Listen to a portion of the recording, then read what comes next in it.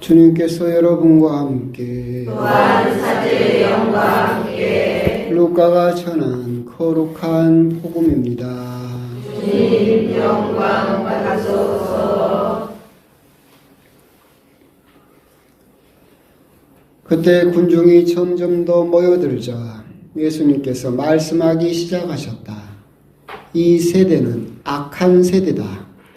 이 세대가 표징을 요구하지만 요나 예언자의 표징밖에는 어떠한 표징도 받지 못할 것이다. 요나가 니네베 사람들에게 표징이 된 것처럼 사람의 아들도 이 세대 사람들에게 그러할 것이다. 심판 때에 남방 여왕이 이 세대 사람들과 함께 되살아나 이 세대 사람들을 단죄할 것이다. 그 여왕이 솔로몬의 지혜를 들으려고 땅끝에서 왔기 때문이다. 그러나 보라, 솔로몬보다 더 큰 이가 여기에 있다. 심판 때 니네베 사람들이 이 세대와 함께 다시 살아나 이 세대를 단죄할 것이다. 그들이 요나의 설교를 듣고 회개하였기 때문이다. 그러나 보라, 요나보다 더 큰 이가 여기에 있다. 주님의 말씀입니다. 그리스도님 참여합니다. 참 예수님. 우리 영광성당 신자 여러분들은 이렇게 구약 성경이나 신약 성경이나 체계적으로 공부하거나 교육 받으신 적이 있으신가요? 없어요? 성경에 대해서 우리가 좀 알면 더 재밌어지는 부분들이 참 많이 있습니다. 어떤 사람들은 자기가 성경에 뭐 몇 장 몇 절 잘 외운다고 하는데 성경에는 원래 장절이 없었어요. 장이 먼저 캔터버리 대주교가 만들었고 훨씬 후대에 다시 프랑스 윤세학자가 성경을 좀 많이 팔아먹으려고 자기가 절을 만들어서 붙인 게 장절입니다. 그러니까 우리가 무슨 지금 생각하는 것처럼 이렇게 금장이 돼서 장절까지 다 돼가지고 성경이 이루어진 건 아닙니다. 오늘 복음에서도 이제 두 명의 구약의 사람들이 이야기가 되죠. 요나와 그리고 남방의 여왕, 옛날에는 스바의 여왕이라고, 유행가에도 스바의 여왕이라고 있었던 것 같은데 그 두 사람이 등장을 하죠. 오늘 일독서도 요나서가 봉독이 되었습니다. 근데 이제 우리들은 요나서를 그냥 그런가 보다, 회개했는가 보다라고 넘어갈 수도 있겠지만 요나서는 사실은 말하고 있는 시대하고 쓰인 시대가 다릅니다. 그러니까 하고자 하는 말이 달라요. 그러니까 우리가 그냥 회개했는가 보다라고 넘어가겠지만 요나 예언서에서 실제로 하고 싶은 말은 따로 있습니다. 그렇게 그 구약 성경에서 그런 식으로 구성되어 있는 성경이 꽤 많이 있어요. 예를 들면 룻기 같은 것도 그렇습니다. 룻기를 여러분들이 보시면 뭐 에돔 이방인 여자 룻이 시어머니 나오미하고 살다가 보아즈라는 또 다른 남자를 만나서 제2의 결혼을 했다. 그게 뭔 성경이랍니까? 그죠? 우리 상고하고 뭐 다를 것도 없잖아요. 근데 왜 그 성경에 룻기라는 게 들어있을까? 똑같아요. 룻기도 쓰인 시대는 말하는 시대는 판관시대이지만 쓰인 시대는 달라요. 그러니까 우리가 룻기에서 도대체 뭔 이야기를 하고 싶었길래 그래서 이게 성경에 들어오게 되었는가, 이런 것들도 아실 필요가 있죠. 에스겔기도 그렇고 유디서도 그렇고 구약 성경을 우리가 이렇게 곰곰이 안 읽고 공부하지 않고 읽다 보면 그냥 뭐 이런 이야기도 성경에 들어와 있네 라고 그렇게 넘어가는 수가 많이 있어요. 하여튼 그런 배경 이야기인데 오늘 그 중에서도 이제 요나서가 등장을 하게 되죠. 그런데 이제 요나 예언자가 이야기되는 이유는 크게는 첫 번째는 요나 예언자가 고래 뱃속에 큰 물고기 뱃속에 사흘 동안 있다가 니네베 해안가에 토해지게 되는데 3일 동안 어둠 속에 있었다라고 하는 것이 예수님의 죽음을 또 무덤 속의 시간을 상징하고 있고 다시 예수님께서 부활하시게 된다라고 하는 것을 미리 보여주고 있다라고 그렇게 우리는 또 이해를 하고 있지만 오늘 복음에서는 예수님께서 이야기하시고자 하는 것은 그 부분은 아닙니다. 요나 예언자의 표징이라고 하는 것은 요나 예언자가 이방인이라고 하는, 그리고 특히나 이스라엘을 멸망시켰던 북쪽 이스라엘 왕국을 멸망시켰던 아시리아라는 제국의 수도였죠.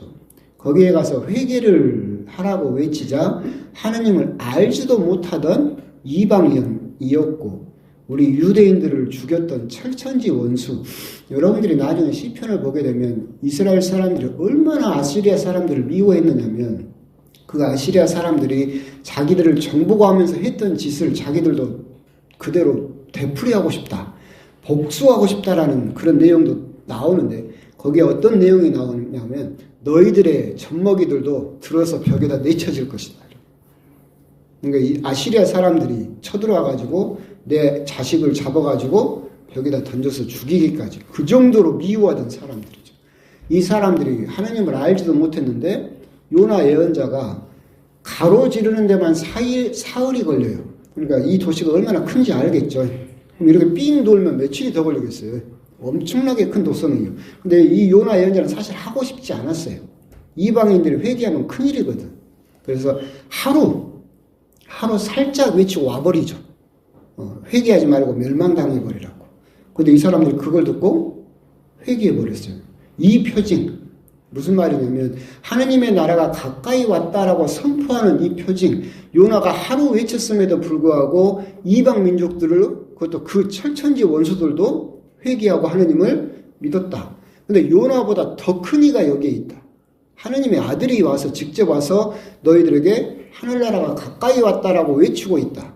회개하라고 너희들에게 외치고 있는데 너희들은 왜 회개하지 않느냐? 이방 민족도 회개를 했는데 심지어 너희들은 이스라엘 하느님의 자손이라고 불리는 이스라엘 민족임에도 불구하고 왜 회개하지 않고 있느냐?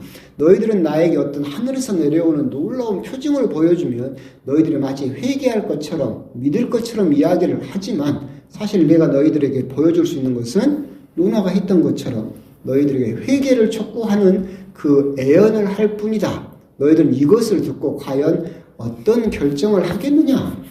이 말씀을 하고 계신 것이고 뒷부분에는 이제 남방 여왕이 나오는데 스바의 여왕이라고 옛날에는 그랬는데 여기서 남방은 지금으로 따지면 그 사우디 밑에 있는 예멘입니다. 예멘. 지금 내전 치르고 있는 예멘이죠. 왜 이제 그 여왕이 유명하냐면 이 예멘이 옛날부터 향료로 유명했어요. 향료로.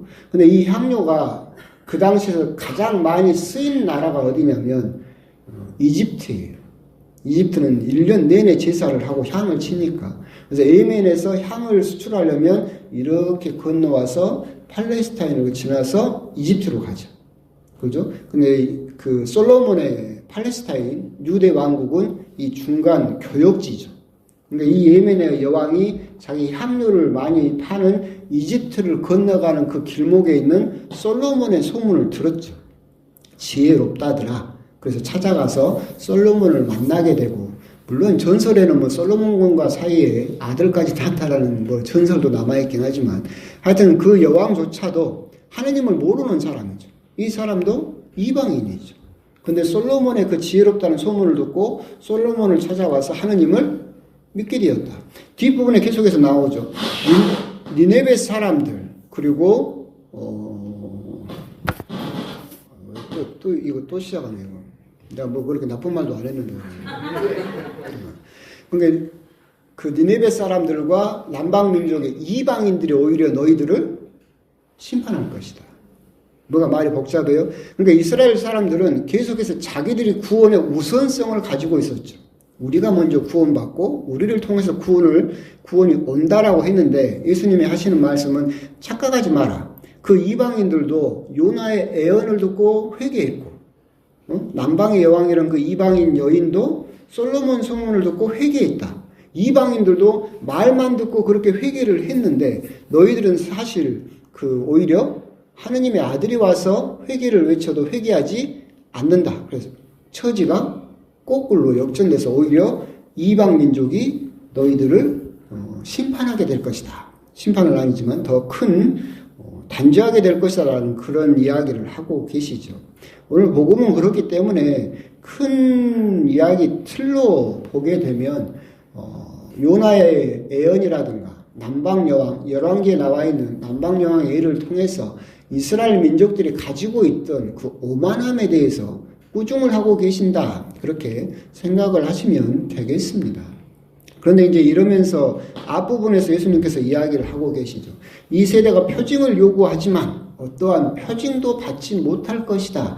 다른 복음서에서도 이야기를 하고 있죠. 예수님에게 어떤 표징을 보여 우리를 믿게 하시겠습니까? 하늘에서 어떤 표징을 보이겠습니까? 모세는 하늘에서 만나를 내려서 우리들을 먹였는데 당신은 어떤 표징을 보여서 우리를 믿게 하시겠습니까? 라고 하는 그 유대인들의 표징을 보여줘야만 예수님을 믿겠다라고 하는 그 태도를 예수님께서 지적하고 계신 것이죠. 이것은 우리가 지금 이제 묵상할 수 있는 그런 내용이죠.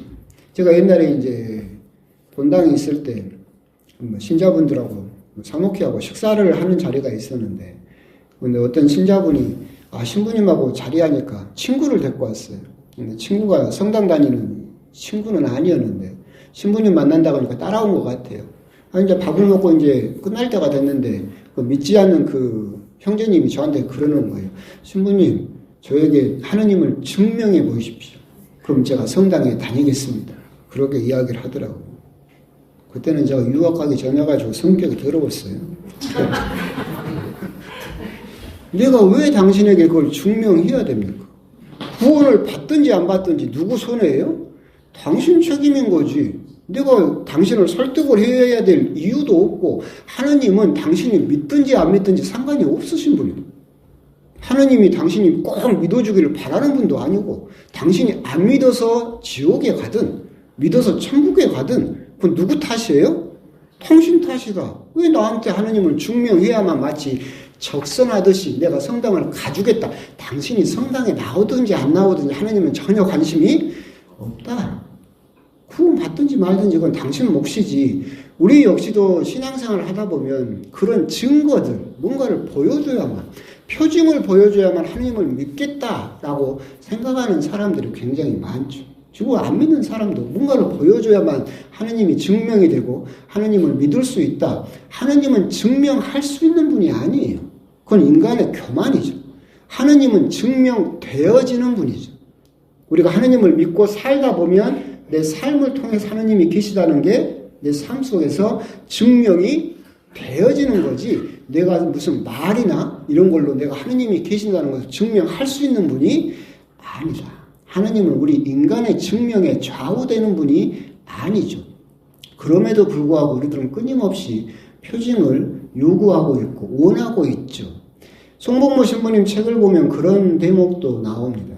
거기에서 이제 서울의 어떤 분당에서 신부 어머니가 이렇게 점집에 갔나 봐요. 송복모 신부님 책에 그렇게 나와 있어요. 점집에 갔나 봐. 근데 그 점쟁이가 그러더래요. 자기가 그 믿고 있는 신보다 훨씬 큰 신이 와가지고 점괘가 안 뽑힌다 하고 가라겠대요. 그래서 거기 이제 좀 철없는 신부 어머니 같아요. 와가지고 성가대를 이렇게 하셨나 봐. 그래가지고 성가대 가서 그걸 자랑했대. 갔더니 그 점쟁이가 뭐 더 큰 신이 오셔가지고 점괘가 안 내려온다고 막 자랑을 했나 봐요. 그러니까 이 성가대 대원들이, 단원들이 어떻게 반응했는지 아세요? 하느님은 역시 대단하다라고 하는 게 아니라 그 점집 용하다. 거기 어디냐? 그래가지고 성가 단원들이 단체로 정보로 갔다는. 내 말이 아닙니다. 송복모 신부님 책에 있는 거예요. 하여튼 그런 거 우리 역시도 하느님이 뭐 증명되어져야 된다라고는 하지만 우리가 표징을 요구하고 증거를 요구하다 보면 그런 신앙생활을 해버릴 수 있다. 눈에 보이고 뭔가가 쥐어져야만 마치 그것이 있는 것처럼 그런 신앙생활을 우리들이 할 수 있다. 그것을 예수님께서는 꾸중하고 계시다. 그 표징을 요구하는 세대는 악한 세대이다. 증거가 있어야만, 표징이 있어야만 내가 하느님을 믿겠다라고 하는 교만을 가진 세대, 이 세대는 아무 표징도 받지 못할 것이다. 근데 우리가 여기에서 다시 생각해 봐야 될 건 그런 부분이 있죠. 이거 고쳤다겠는데 또 이러는. 그런 부분이 있어요. 어떤 신부님이 이제 그것도 유명한 일하긴 한데, 이제 밖에 나가서 너무나 처참한 상황을 봤어요. 그때는 전쟁 끝이었고 해가지고 아이들은 굶주리고 헐벗고 맨발로 아이들이 돌아다니면서 쓰레기를 뒤지는 광경을 봤어요. 성당에 와가지고 이 신부님이 너무나 화가 났어요. 그래서 하느님에게 막 항의를 했어요. 이게 하느님이 어떻게 이 애들을 이렇게 방치할 수 있느냐. 하느님이 뭔가 대책을 좀 세워주셔야 되는 거 아니냐. 뭔가 방법을 좀 찾아주셔야 되지 않겠느냐라고 하느님에게 막 물건을 토했죠. 그러자 이제 하느님이 대답을 하셨대요. 뭐라고 대답하셨냐면, 이놈아, 내가 심심해서 너를 만든 줄 아냐? 누가 가서 그 일을 하라는 거예요?